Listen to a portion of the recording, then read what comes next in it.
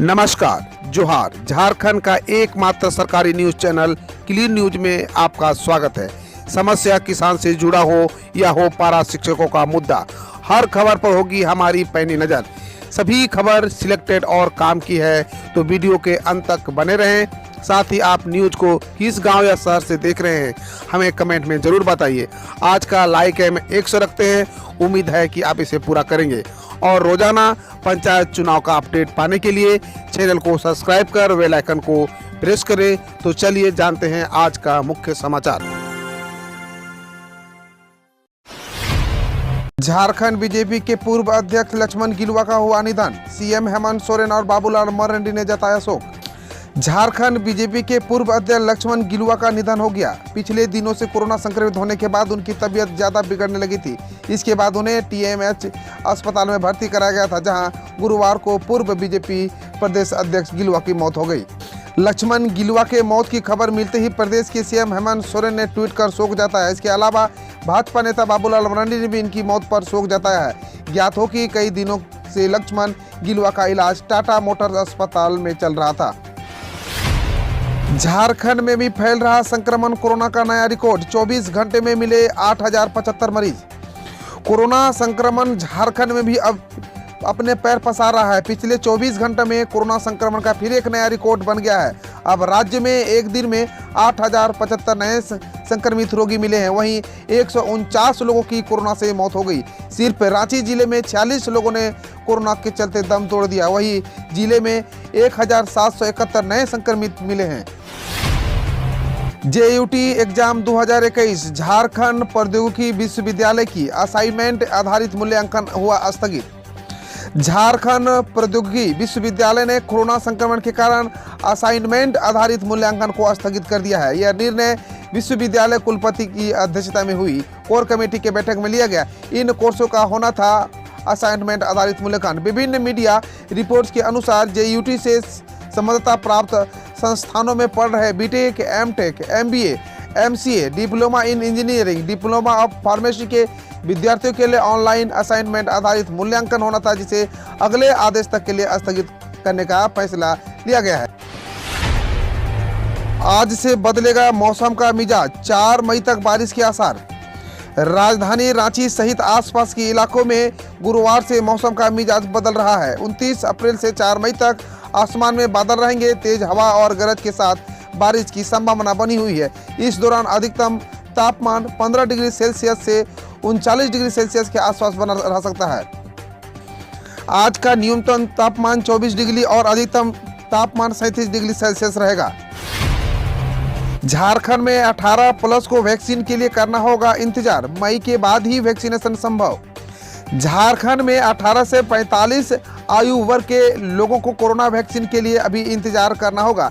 केंद्र सरकार ने इस आयु वर्ग के लिए 1 मई से वैक्सीन देने की घोषणा की है। अगर झारखंड में यह संभव नहीं है, राज्य के स्वास्थ्य मंत्री बन्ना गुप्ता का कहना है कि झारखंड में अभी वैक्सीनेशन की सप्लाई करने में निर्माताओं ने इनकार कर दिया है। बन्ना गुप्ता के अनुसार कंपनियों के पास पहले ही केंद्र सरकार का ऑर्डर है और उसे पूरा करने में मई के अंत तक का समय लग सकता है। इसके बाद ही वे लोग झारखंड में वैक्सीनेशन की सप्लाई देने की सोचेंगे। इससे साफ है कि फिलहाल 18 प्लस को वैक्सीनेशन मिलने की उम्मीद नहीं है।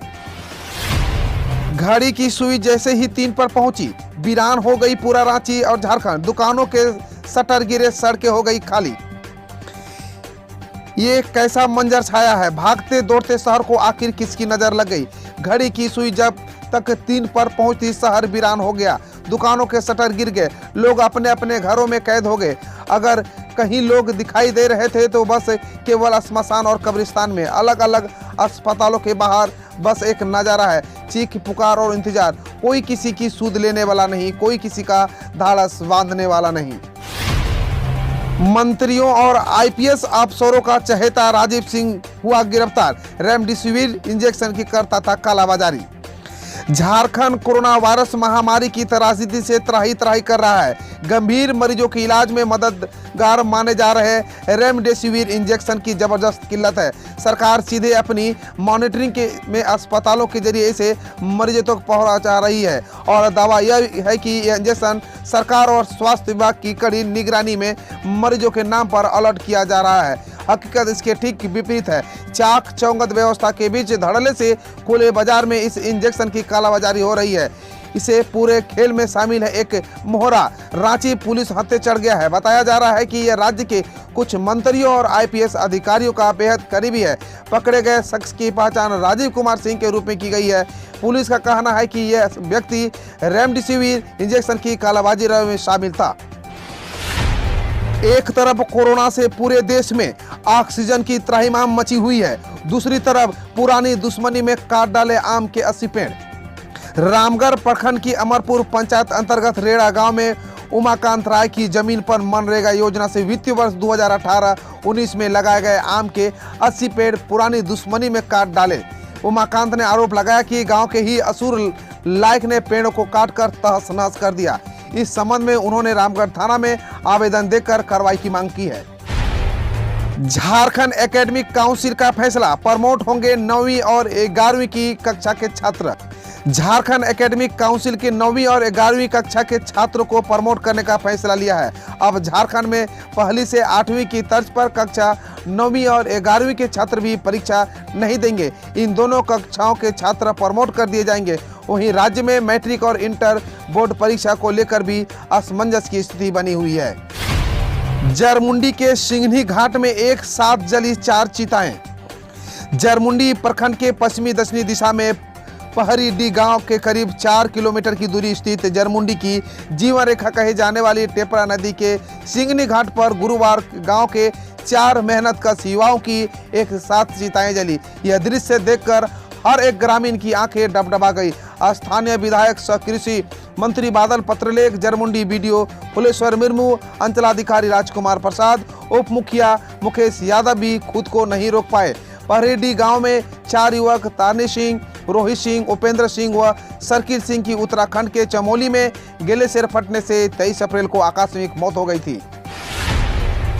अब खबर देश विदेश और देश की विभिन्न योजनाओं से।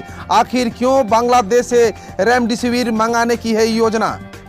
देश में कोरोना की दूसरी लहर ने स्वास्थ्य सिस्टम को हिलाकर रख दिया है। एक और रोजाना के मामले बढ़ते जा रहे हैं, वहीं ऑक्सीजन और जरूरी दवाओं की किल्लत बढ़ती जा रही है। इनमें से एक जरूरी इंजेक्शन रेमडेसिविर भी है। केंद्र सरकार इसकी सप्लाई बढ़ाने के लिए कई तरह के उपाय कर रही है। अमेरिकी फार्मा दिग्गज कंपनी गिलियड साइंसेज ने रेमडेसिविर की 45 लाख शीशियां देने पर सहमति जताई है। इसके अलावा सरकार मिस्र, उज्बेकिस्तान, यूएई, बांग्लादेश जैसे देशों से भी इसे खरीदने की योजना बना रही है। सरकार चाहती है कि देश में इसकी किसी भी प्रकार से किल्लत न हो। जम्मू कश्मीर व लद्दाख के युवाओं के लिए प्रधानमंत्री विशेष स्कॉलरशिप योजना है वरदान। बेसब्री कर रहे हैं लोग इंतजार। कोरोना की चुनौती के बीच जम्मू कश्मीर और लद्दाख के युवाओं की बेसब्री से प्रधानमंत्री विशेष स्कॉलरशिप का इंतजार है। मई के मध्य में स्कॉलरशिप योजना के लिए ऑनलाइन आवेदन शुरू हो जाएंगे। 12वीं कक्षा की परीक्षा देने वाले और पिछले साल 12वीं कक्षा पास कर चुके विद्यार्थी योजना में आवेदन कर पाएंगे। इसके लिए जम्मू कश्मीर का डोमिसाइल प्रमाण पत्र होना जरूरी है। देश के विभिन्न हिस्सों में सरकारी और प्राइवेट प्रोफेशनल कॉलेजों में विद्यार्थियों को निःशुल्क पढ़ने का मौका मिलता है। शिक्षा विभाग ने प्रधानमंत्री विशेष स्कॉलरशिप योजना के प्रति विद्यार्थियों को जागरूक करना शुरू कर दिया है। ड्रग्स लेने पर सेना से निकाले गए थे डीएम शैलेश यादव। वकील प्रशांत ने निकाली 15 साल पुरानी कुंडली। शादी में लठ चलाने वाले परिवार और रिश्तेदारों को खुलेआम बेइज्जती बेहुदगी से बात करने वाले त्रिपुरा वेस्ट के जिलाधिकारी डीएम शैलेश कुमार यादव काफी चर्चा में है। सोशल मीडिया पर डीएम शैलेश यादव को सस्पेंड करने की मांग की जा रही है। इस बीच सुप्रीम कोर्ट के वकील प्रशांत पटेल ने डीएम शैलेश यादव के बारे में बड़ा खुलासा किया है। उन्होंने दावा किया है कि शैलेश कुमार यादव ड्रग्स लेने पर सेना से निकाले गए थे। ब्राह्मणों को देखते ही आपा खो बैठते हैं और मानसिक रूप से अस्थिर हैं। पंजाब के मुख्यमंत्री अमरिंदर सिंह ने नवजीत सिंह सिद्धू को अपमानित करते हुए कहा, मैं दिखाता हूं कि बॉस कौन है। कांग्रेस हमेशा अपने आंतरिक गतिविधियों के कारण चर्चा में बनी रहती है, लेकिन जहां पार्टी में दो फाड़ हो जाए वहां पार्टी बीजेपी पर सारे घटनाक्रम का टिकरा फोड़ने लगती है। लेकिन अब पंजाब में भी कांग्रेस नेतृत्व में गुटबाजी शुरू हो गई है। कांग्रेस नेता नवजीत सिंह सिद्धू लगातार पार्टी के स्थानीय नेताओं और अमरिंदर सिंह सरकार की नीतियों के खिलाफ हमला बोलते रहे हैं। ऐसे में अब कैप्टन अमरिंदर सिंह ने सिद्धू को तगड़ा शाब्दिक तमाचा जड़ते हुए एक कह दिया कि सिद्धू उनके खिलाफ कहीं से भी चुनाव लड़े, उनकी हार ही नहीं होगी बल्कि जमानत ही जब्त हो जाएगी। विदेशी मीडिया और एजेंडा पत्रकार पीएम मोदी को नाकाम साबित करने की मुहिम चला रहे हैं। देखिए उनको बेनकाब करने वाले आंकड़े। कोरोना की दूसरी लहर का संकट देश के एजेंडा पत्रकारों और भारत विरोधी विदेशी मीडिया के लिए अवसर लेकर आया है। एजेंडा पत्रकारों का उद्देश्य है कि चाहे देश की दुनिया भर में बदनामी हो, लेकिन प्रधानमंत्री नरेंद्र मोदी को नीचा दिखाने का यह अवसर हाथ से नहीं निकलना चाहिए। इसके लिए श्मशानों से लाइव रिपोर्टिंग के साथ जलती चिताओं की तस्वीर छापकर यह बताने की कोशिश कर रहे हैं कि हालात काफ़ी खराब है और सरकार इसको नियंत्रण करने में नाकाम रही। उधर देश से बाहर भी मोदी और भारत विरोधी काफ़ी सक्रिय हैं। अमेरिकी मीडिया में भारत के श्मशान घाटों की फोटो पहले पन्ने पर छप रही है। हालात को ऐसे पेश किया जा रहा है मानो कोरोना से संक्रमित होने वाला हर मरीज मर रहा है। मदद के लिए दिल बड़ा होना चाहिए जनाब, देश नहीं। भारत के इस दोस्त ने कुछ इस अंदाज में करी मदद। कोरोना संकट से जूझ रहे भारत की मदद करने के लिए दुनिया भर में कई देशों ने हाथ बढ़ाया है, लेकिन इन सब के बीच एक ऐसा भी देश है जिसने अपनी दरिया दिली से कई महाशक्तिशाली देशों को आईना दिखाने का काम किया है। भारत ने भी कई बार इस देश को आर्थिक और सामान देकर मदद की है। हाल ही में विदेश मंत्री एस जयशंकर ने इस देश में भारत की मदद से बने मेट्रो सर्विस का उद्घाटन किया था। जी हां, इस देश का नाम है मॉरिशस, जिसने संकट के समय भारत को 200 ऑक्सीजन कंसंट्रेटर्स उपहार स्वरूप भेजे हैं। भारतीय विदेश मंत्रालय ने भी इस बहुमूल्य उपहार के लिए मॉरिशस की सरकार को धन्यवाद भेजा है। बंगाल किसको कहेगा राम राम, 2 मई को किसकी बनेगी सरकार। पश्चिम बंगाल में कल आखिरी चरण का मतदान हुआ खत्म। आखिरी चरण में 5 बजे तक 76% वोटिंग हुई।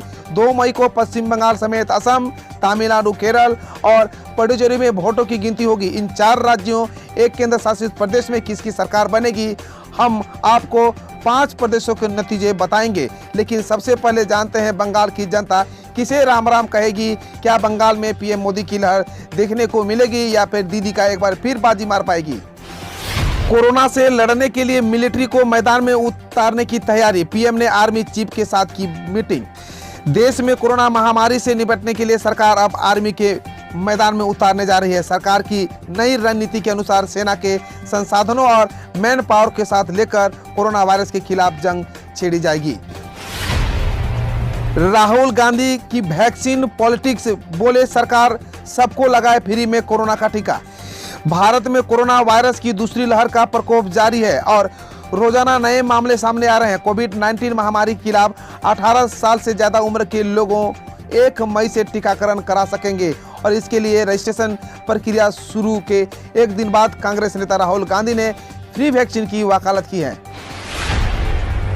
टीके को लेकर लोगों में मिट रही है झिझक। देश में अब तक 15 करोड़ से ज्यादा लोगों को वैक्सीन लगी।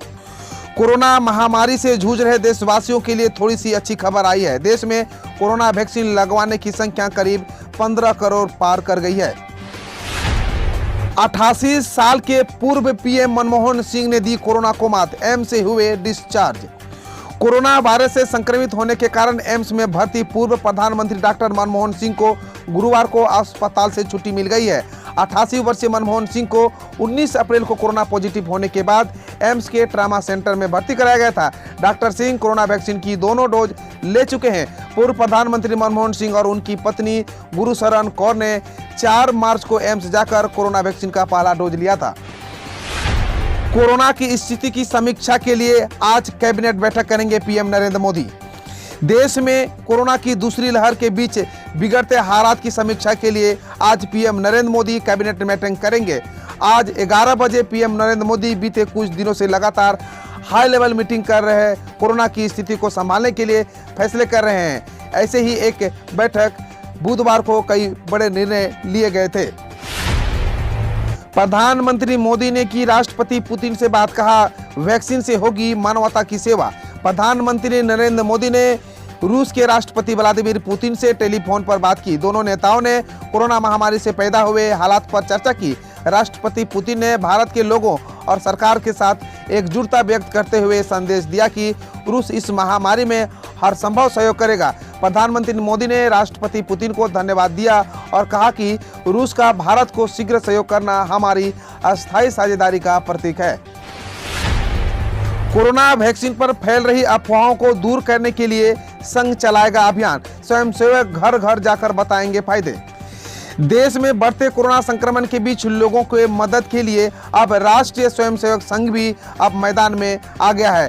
कई शहरों में स्वयंसेवक कोविड अस्पतालों में प्रशासन की मदद कर रहे हैं। कहीं कोरोना टीकाकरण के लिए लोगों को जागरूक करने का अभियान भी चला रहे हैं। 1 मई से गैस सिलेंडर की कीमत, वैक्सीन आरोग्य संजीवनी पॉलिसी की कवर व वैक्सीनेशन नियमों में होगा बदलाव। 1 मई से बैंकिंग, LPG सिलेंडर की कीमत, कोरोना वैक्सीनेशन से जुड़े कई तरह के नियम बदल जाएंगे। इनका सीधा आपके जेब पर असर पड़ेगा। कोरोना की दूसरी लहर को देखते हुए 1 मई से टीकाकरण का तीसरा चरण शुरू होने वाला है। इसमें 18 साल से ऊपर के सभी लोगों को वैक्सीन दी जाएगी। इस चरण के टीकाकरण अभियान में सरकार ने कई नियम बदले हैं। बता दें कि इस बार सरकार ने ऑनलाइन रजिस्ट्रेशन की प्रक्रिया को जरूरी कर दिया है।